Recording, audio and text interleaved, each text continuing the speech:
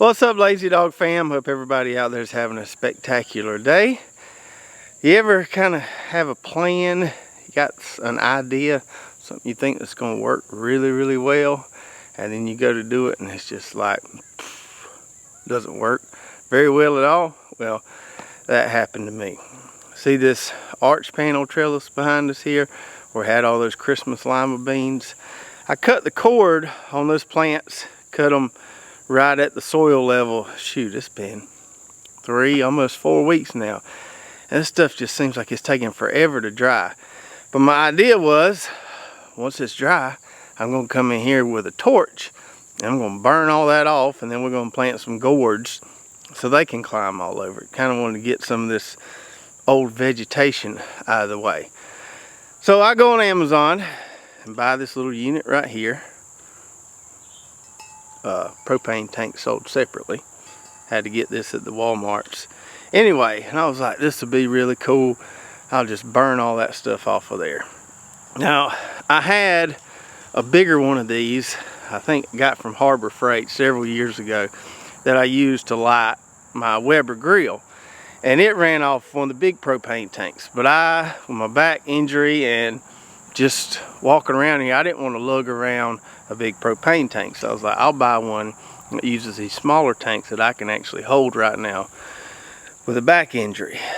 But as you can see there, the little flame thrower nozzle on that isn't very big compared to that one I had from Harbor Freight. That one I had from Harbor Freight was good, but it only lasted about 2 to 3 years, which is the case with some of that stuff you get from Harbor Freight.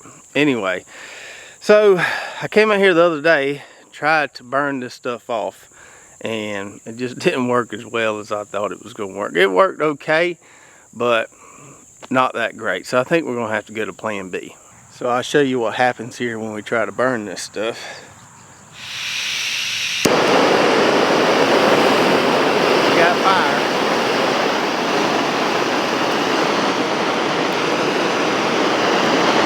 See there, it burns okay a little bit, but you got to hold it there a long time.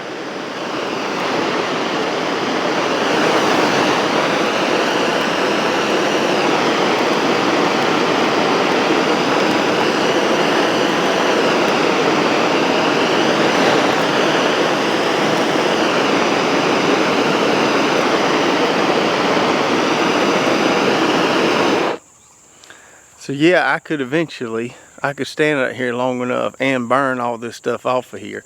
But with this puppy right here, it's gonna take a while, and I'd probably end up going through 5 or 6 of these tanks. I spent a good 30 minutes out here the other afternoon and just didn't feel like I got anywhere. Now, one of the problems is this stuff isn't completely dry yet. I don't know why it's taking so long for this stuff to get good and crispy, but it is. So I think I'm going to have to go to plan B. I don't think this is going to work. Now, this is going to be a handy tool. I'm going to keep it around. I can use it to light my grill. They advertise on Amazon as a flame weeder. I can use it to kill little spot weeds here and there. Should work fine for that. So definitely glad I got this, but it's not going to work for this purpose here. Not a big enough flame nozzle on the end, and this stuff just isn't completely dry yet. So I think what I have to do is I'm just gonna have to leave the salad at the top. Just have a mohawk on my arch trellis, I reckon, and take some head shears and just go down the sides here and just get as much as I can off of there, so I can go and get these gourds planted. I need to get them planted soon, within the next couple weeks. So I think I'm gonna just have to take hedge shears, trim as much as I can just off the sides there, plant our gourds, and let our gourds just kind of intermingle with some of this dead stuff on here.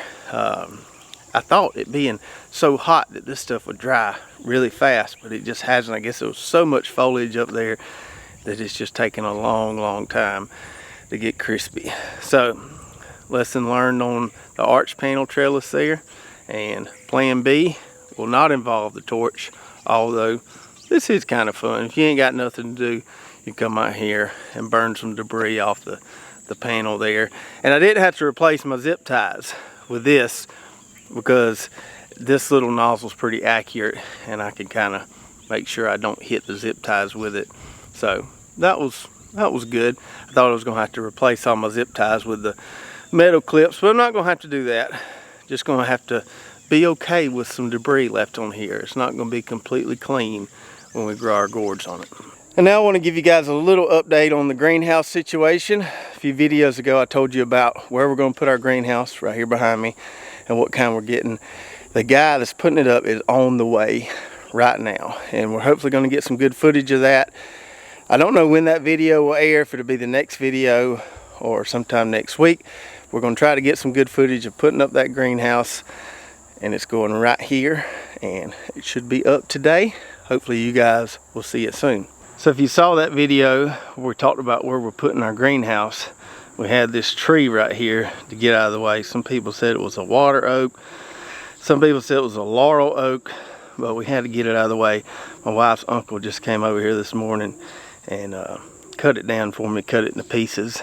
We got it piled up right there. We'll burn that later once it all dries off. But now we got a nice clear open space here to put our 10 by 16 greenhouse. And lastly, I want to talk a little bit about our chicken tractor we've been building. Maybe chicken tractor isn't the right term. I think, or some people have suggested that when you use the term chicken tractor, that means you're going to be pulling it with something, a lawnmower or ATV or something like that. And we might design this so we can slide some wheels underneath it to make it make moving easy. But my goal here was to design one that's lightweight enough where we can just move it by hand. And our property is only 2 acres, so it's not that big. It's not like we got to move this thing a long ways each time. We'll probably just be putting it on a garden plot and moving it a few feet at the time every couple days or so.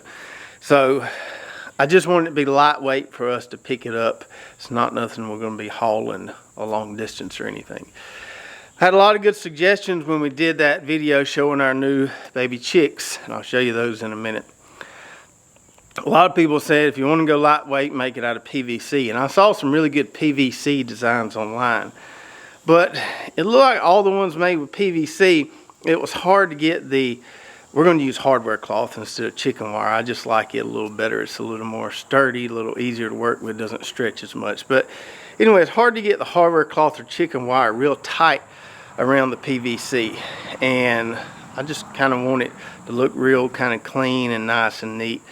So I decided not to go with PVC. I also wanted to have like a little roost area, which I'll talk about in a minute, at the top, and I couldn't figure out how to really do that with a PVC build. So instead of using PVC, I went with 2x2s.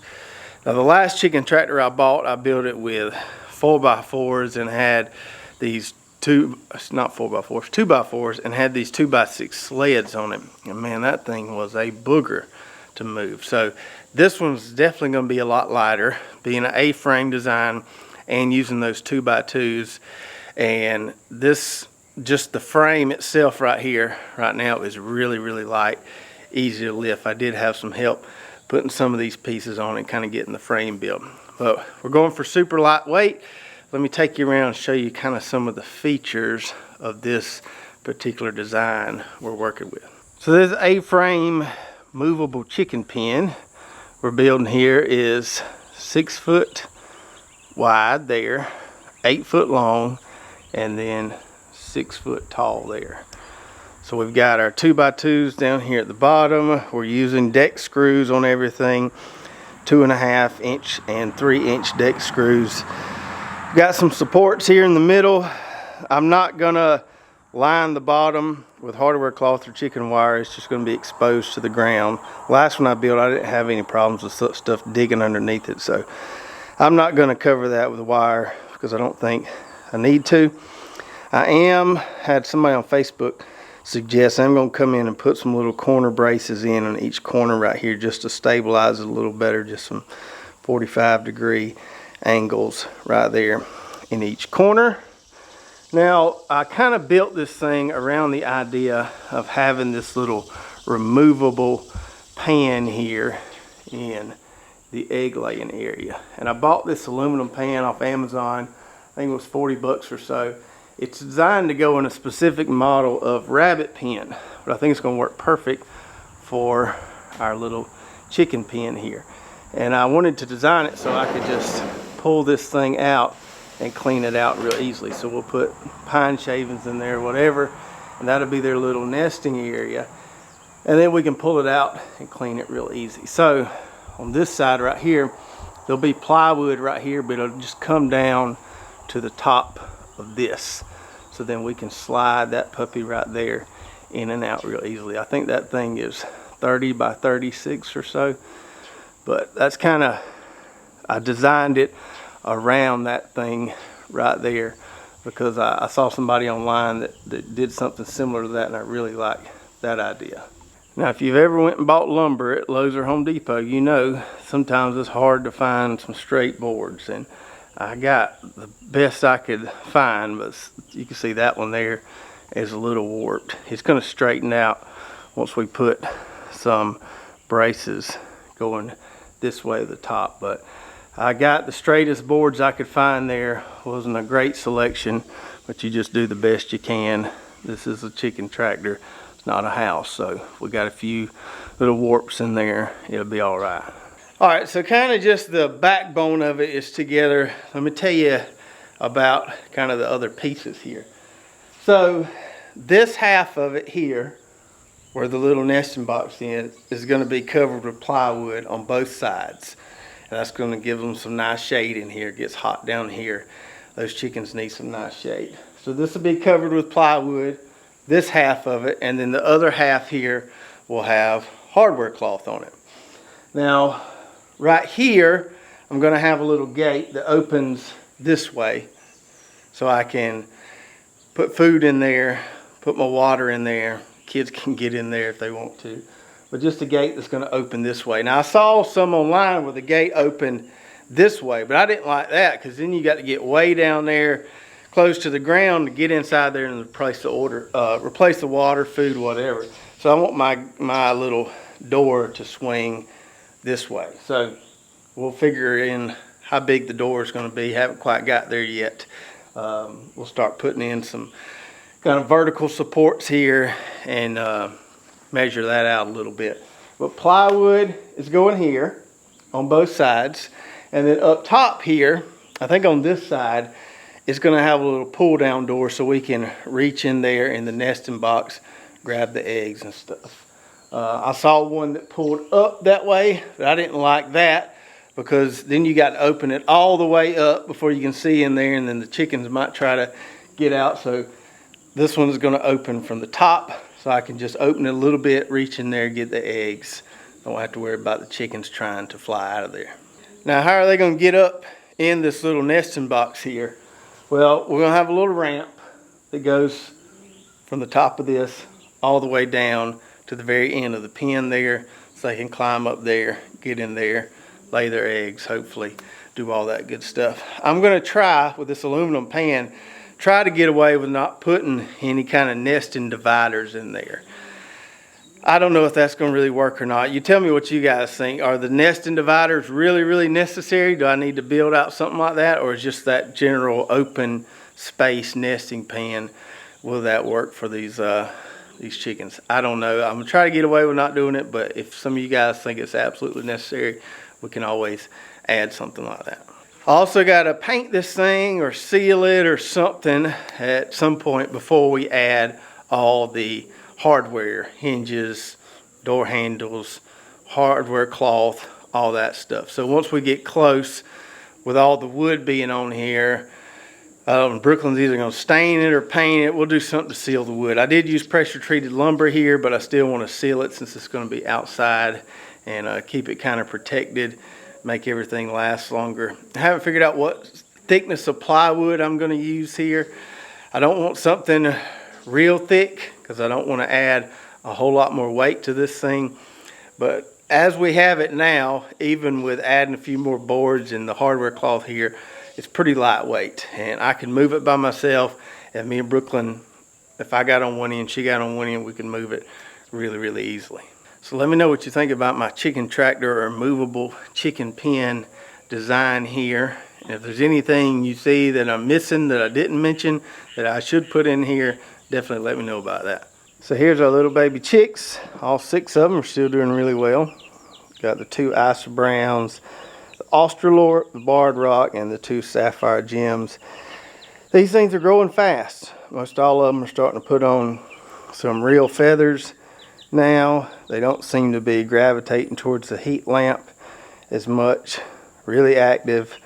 And I'm worried that they're going to outgrow this little brooder pretty fast, and that I'm going to have to get me another, or make me another little brooder. Maybe go to the store and get me a bigger or longer storage container there. I don't know.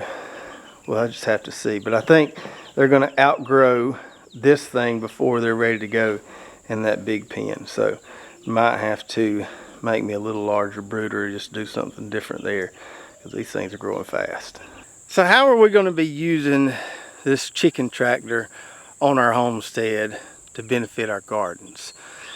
Well, if you watch the channel, you know we do a lot of cover cropping, and most of those cover crops are also great grazing or great forage for things like chicken or goats or whatever livestock you may have. So let's take, for example, this cover crop here, which is about, I don't know, a foot tall, where we've got our red ripper peas and our sorghum Sudan grass planted. So whenever my chicken tractor's ready and the chickens are big enough to put in there, then what I'll do is I'll come in here and I'll mow this down. Not scalp it, probably just mow it on my mower's high setting, just chop and drop everything. Because most of this stuff in here, even the peas, the sorghum Sudan grass especially, will grow back. So I'll come in here and I'll just cut it on a high setting, and then we'll put our chicken tractor in this plot, and we'll let the chickens eat on this stuff, and then we'll just move it every few days and just kind of keep moving around, let them fertilize the garden soil there, let them enjoy that forage there. We won't have to feed them as much, hopefully, when they're eating all that good stuff. And we want to do this with cover crops that can tolerate some grazing that will grow back. The previous chicken tractor I had, it didn't work really well if you put the chickens on an area where there was, or a plot where there's a lot of bare ground, because you get some weeds popping up, pigweed, stuff like that, and the chickens won't eat that, and that stuff just ends up thriving and ends up being more of a weed issue. So I don't really want to put it on bare ground. I want to put it on a plot where there's a cover crop that's been mowed, or maybe just a cover crop that's just starting out. In the wintertime, we'll have clover, which doesn't get that tall, you know, maybe 1.5, 2 foot tall.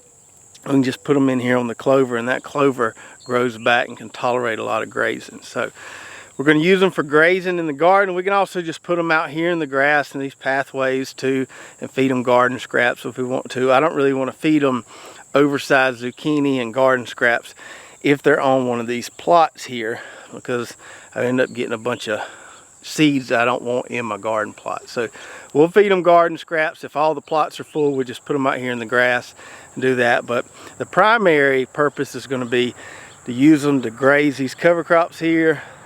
That will give them some nice feed and nutrition, hopefully. It will also help us kind of fertilize our plots and be an easy way to terminate or kind of manage some of these cover crops. So I hope you guys enjoyed today's video. I'm really sorry that the whole flame burning thing on the arch panel trellis didn't work out. I thought that was going to make some really cool video footage, and then it just kind of was a dud. Just wasn't near as cool as I thought it was going to be. But thanks for joining us. Hope you enjoy the chicken tractor part as well. If you've got any good suggestions on that, definitely let me know in the comments below. And if you did enjoy this video, make sure to subscribe, ring the bell, like, and share, and we'll see you next time right here at Lazy Dog Farm. Oh, farewell, by the beauty of your life.